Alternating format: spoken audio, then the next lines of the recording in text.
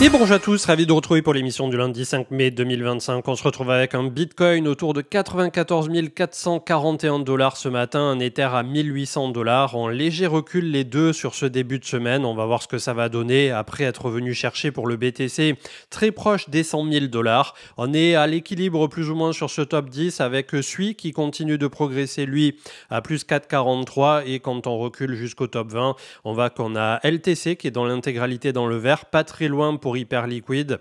Ça continue également de progresser pour Tao Bitensor et pour PP. Et jusqu'au top 50, on a plus ou moins ce même état de fait avec moins 4,61 pour Sonic, Arbitrum et Celestia qui clôturent ce top 50 et qui sont entre 1,5 et 1,6 milliards de capitalisation. Sur le 4 heures et le Scalpex, on est tout pile sur le neutre, donc au niveau du Crypto Fear and Greed 50 après être venu travailler longuement lorsqu'on était ici autour de 75 000 $ sur l'extrême peur. Donc c'est vrai qu'on a eu une remontada qui était assez extraordinaire au niveau du Bitcoin et pour l'instant on pourrait revenir s'appuyer donc sur la zone ici d'appui autour de 91-92 000 $ en fonction de ce que va nous donner ce début de semaine et après être venu buter autour des 98 000 $. Notre partenaire du jour, il s'agit de Débloc, un compte courant avec un IBAN français sur lequel vous pourrez faire absolument tout ce que vous voulez au niveau de vos cryptos que vous possédez puisque c'est en wallet non custodial. Donc n'hésitez pas, vous avez le lien en commentaire et description et ce dernier vous donne 3 mois offerts. Et également 9h tous les lundis dans votre boîte mail ou sur Substack, vous avez l'Oracle News avec toutes les informations qui vous permettront de naviguer à la fois pour la TradFi mais également pour le côté crypto. Les news, on va aller assez vite et se concentrer aujourd'hui finalement sur la rétrospective de ce qui s'est passé sur une semaine au niveau des graphiques avec la news de ce week-end. Il s'agit du départ de Warren Buffett qui a annoncé son départ à la retraite pour Berkshire Hathaway fin 2025 après 50 ans de leadership et 50 ans d'investissement réussi. Donc c'est complètement fou pour le coup et on a le fameux Berkshire Hathaway qui aujourd'hui approche les 1000 milliards de capitalisation et Warren Buffett donc qui lui-même a une fortune qui s'est développée de façon très exponentielle au travers du temps. Si on devait retenir quelques-unes de ses citations, il disait notamment que quand on investit sur une action, on devrait pouvoir le faire comme si on la gardait pour des dizaines d'années, voire toute une vie.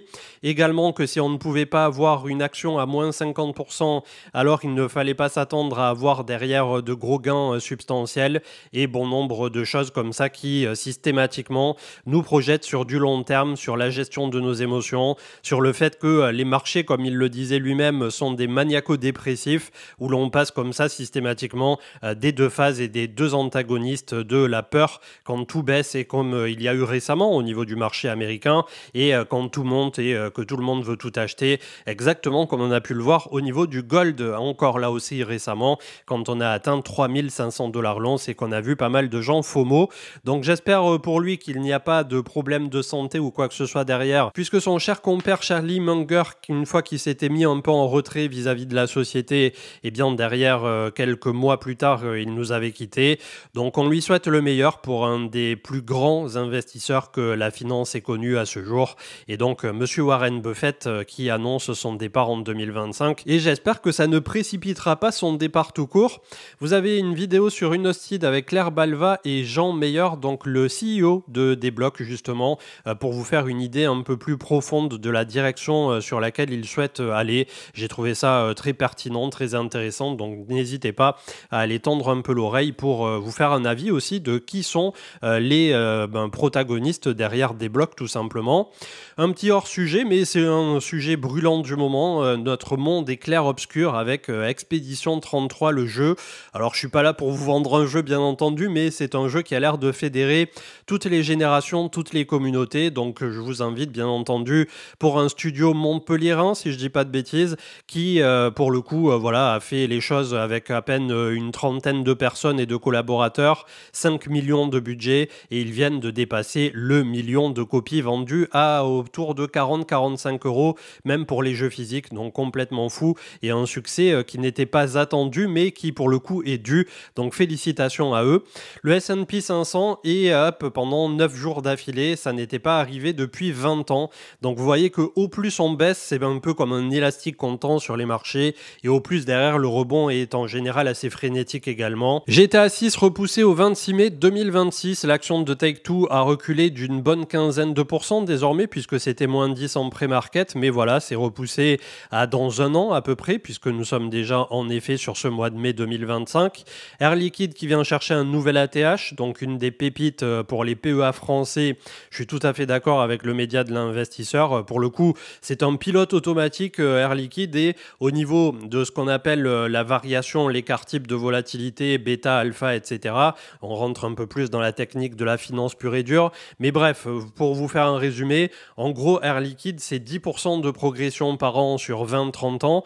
Et quand il baisse, il a en général un peu moins de baisse que le benchmark, c'est-à-dire le CAC 40 au niveau de son indice. Donc on a une volatilité en écart type maximal pour Air Liquide, qui la plupart du temps, on va vous faire du 10% annualisé en positif, en plus des dividendes et en plus de si vous êtes au nominatif, vous pouvez avoir toutes les 10 actions, une action gratuite tous les 2 ans de détention à vérifier, parce que voilà, je suis pas sûr que ça soit toujours le cas, mais je pense que oui.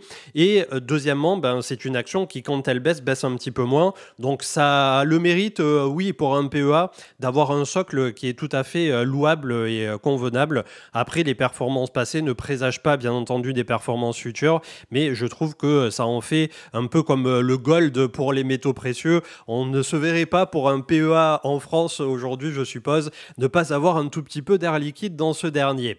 BlackRock qui prépare une nouvelle incursion dans la blockchain. Le géant de la gestion d'actifs vient de demander l'introduction en bourse d'actions adossées à un fonds monétaire de 150 milliards de dollars. Donc là aussi, ça continue d'avancer très très vite pour BlackRock, et comme je le disais dans le dernier article vis-à-vis de l'analyse technique de AAV la semaine dernière sur justement l'Oracle News, eh bien je suppose que par exemple pour des AAV ou tout ça, ça va être un peu désormais, est-ce qu'on embarque directement les acteurs historiques, et notamment au niveau de la DeFi, ou est-ce que via leur fonds Build qu'ils ont mis en avant et qui vraiment se développe aussi très très bien pour BlackRock, ils ne vont pas essayer de pousser uniquement leurs propres solutions? C'est là toute la question pour le monde institutionnel.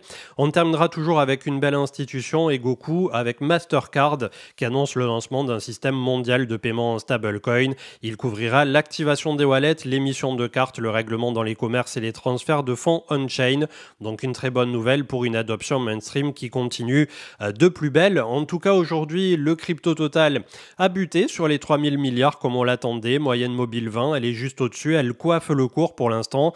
Donc on est à 2009 ce matin. Est-ce qu'on va faire le ping-pong cet été entre la moyenne mobile 50 autour de 2650 et la moyenne mobile 20 autour de 2970? En tout cas, c'est quelque chose qui paraîtrait plutôt logique. Le crypto total 2 des alts, on voit qu'on a travaillé il y a un mois à peu près, un mois et demi, quand il y a eu tous ces trucs au niveau des tarifs de Trump, 830 milliards sous la moyenne mobile 200 qui aujourd'hui est à 872. On a la moyenne mobile 100 à 922. On a repris ici le point pivot des 1000 milliards. Pareil, situation dégradée, mais situation où on essaie de poser les choses. Il faudra encore beaucoup de temps aux alts, et finalement, il n'y a pas besoin de chercher loin pour s'en convaincre, avec une Bitcoin dominance qui est très proche des 65%. Le RSI est arrivé en surachat au niveau de cet indice, bien que c'est pas franchement un indice sur lequel on puisse totalement s'appuyer comme ça sur les oscillateurs, mais ça démontre que voilà, on est très haut depuis très longtemps. Ça peut encore durer, mais voilà, on espère malgré tout que d'ici l'automne, fin d'année, on aura peut-être le Bitcoin qui attirera un peu moins les flux et les capitaux, et que lorsqu'il y aura une détente monétaire, une détente du côté de la Fed, que la liquidité reviendra un peu plus conséquemment sur les marchés, on pourra avoir un petit quelque chose du côté des altcoins. En tout cas, pour l'instant, au niveau du BTC, lui, pour sa part, après avoir travaillé pour la 3e itération depuis avril 2023, donc c'est il y a 2 ans, on a eu à chaque fois un canal descendant où on est revenu toucher cette fameuse zone du RSI 44 en hebdo, réglée sur le réglage de base en 14 périodes. Donc vous avez à chaque fois tout simplement un grand canal, une impulsion, un grand canal, une impulsion, et c'est exactement ce qu'on a fait récemment avec le point bas de fin mars 2025. On était venu chercher ici autour de 75 000 $, comme vous le savez. Moyenne mobile 50 hebdo qui a tenu, 0,3822 Fibo qui a tenu, et aujourd'hui on revient travailler et clôturer au-dessus de la moyenne mobile 20 qui se trouve à ce jour à 91 629. Je suppose que désormais c'est la zone à ne pas perdre, sous peine de revenir travailler en effet jusqu'à la moyenne mobile 50 qui actuellement se trouve proche des 80 000 $, à 79 000 aujourd'hui. Ether toujours compliqué, 1800 $, c'est une zone de polarité, espérons qu'elle ne fasse pas office désormais de zone de résistance. Il nous faudra par la suite reprendre les fameux 2150, c'est là où où ça commencerait à me réintéresser pour ma part. Je n'ai pas rechargé Ether autour de 1004. Je sais qu'il y a pas mal de personnes qui l'ont fait. Personnellement, je me suis dérisqué un peu en amont de tout ça pour justement tanker la phase de marché qui se passe. Mais en tout cas, on voit qu'ensuite, entre les 2100 et les 2400 à 2800, on a l'imbroglio de moyenne mobile qui nous attend de long terme. Donc voilà, ça va être une zone où là aussi on a besoin de travailler et de digérer probablement tout au cours de l'été si on a envie de viser beaucoup plus haut pour cet automne 2025. Le S&P 500 avait clôturé dans le vert, donc à plus 1,50 au contact de la moyenne mobile 50, 5700 points. On va voir comment va s'ouvrir cette semaine, sachant que pour l'instant les futurs nous annoncent moins 0,70 aujourd'hui pour le S&P. Le Nasdaq pour sa part à 1,60, pareil, contact de la moyenne mobile 50. On a la 20 juste au-dessus à 20 400 points. On va voir ce que ça va donner pour la suite avec un Nasdaq qui est également à moins 0,69 pour la réouverture ce lundi. Le DXY, le dollar, qui s'est stabilisé autour des 99 pour ne pas dire les 100 points. On avait eu une belle dévaluation comme lors de la première ère Trump en 2017. À voir si ça en suivra le même cheminement par la suite. Le gold qui avait topé à 3500 $ l'once qui est aujourd'hui à 3250. Il n'a pas l'air de vouloir lâcher immédiatement la rampe et pourtant la moyenne mobile 20 simple est autour de 2959. Donc ça nous fait des écarts qui sont assez loin pour toutes les moyennes mobiles. Une action qui est vraiment en turbo bull run pour le coup, c'est Artemis Gold Inc. Et on voit que depuis tout ce temps, elle surfe sur sa moyenne mobile 20. Donc bien entendu, c'est lié au gold et c'est beaucoup trop tard pour rentrer ici avec un RSI aussi haut. Mais vous voyez, on a de temps en temps comme ça des trends qui sont extrêmement suivis et qui, depuis janvier 2024, a fait passer cette action de 6,35 $ à 21 $ aujourd'hui. Nvidia qui se raccroche aux branches et on était venu travailler la dernière fois 85 $. On va voir, on aura une zone de barrage entre 120 et les deux moyennes mobiles 50 et 20 autour de 125. Tesla qui essaie d'imprimer un W ici autour d'une zone comprise entre les 220 et les 280-90 $. On a repris pas mal de moyennes mobiles, mais on a la 20 juste au-dessus, autour de 328 $. Ceci étant dit, je suppose que, comme l'a dit Elon Musk, il va se reconcentrer un peu plus sur ce qui se passe, notamment du côté de Tesla. On a The Blockchain Group pour la France et tout ce qui se passe, notamment côté en euros. On est à 1,09 € et depuis le point bas ici de juillet 2024 à 0,081, ça a été une envolée qui a été complètement folle. Pourquoi ? Puisque tout simplement la société derrière The Blockchain Group essaie d'appliquer plus ou moins ce que fait Michael Saylor avec MicroStrategy, nouvellement stratégie tout court. Donc à voir ce que ça pourrait donner pour la suite. Là aussi, on est beaucoup trop haut, c'est trop tard pour entrer. On va le laisser toper gentiment, mais c'est un dossier sur lequel je continuerai d'avoir un œil. Schneider Electric également, qui a fait une très très belle relance depuis un mois à peu près, lorsqu'il était venu au contact de la moyenne mobile 200 à 172 €. Donc pour l'instant, pareil, on pourrait venir buter quelque part autour de 232.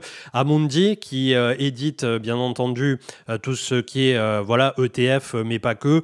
Et là aussi, on avait eu un point bas autour de 55 €, on est à 71. Donc vous voyez que bon, ça fait pas des variations de prix qui sont complètement folles, mais pour la bourse traditionnelle, là pour le coup, oui, ça commence à faire des mouvements qui sont relativement importants. Côté altcoin, on a AAV qui travaille autour de toutes les moyennes mobiles. On avait tenu la 100 qui se trouvait autour de 123 $. On a méché à 115 la dernière fois.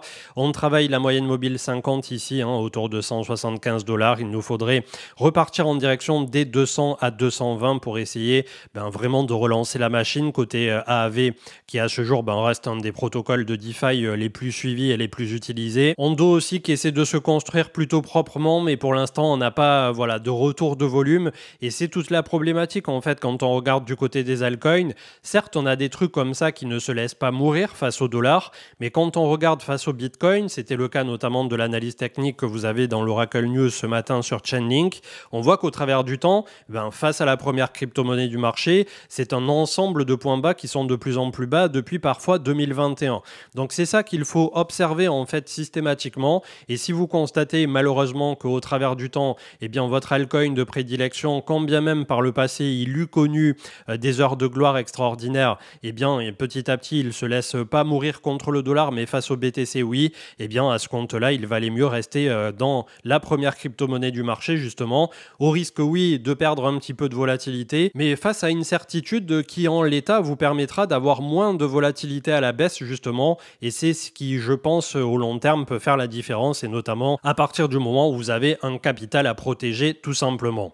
Je vous souhaite une excellente journée. A priori, toujours pas de live ce soir, mais on devrait reprendre sur une bonne dynamique dès la semaine prochaine. Donc je ne sais pas quand est-ce qu'on se retrouve cette semaine, probablement mercredi.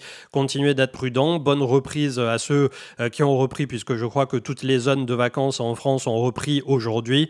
Et dans tous les cas, donc on se retrouve au plus tard mercredi. Ciao, ciao.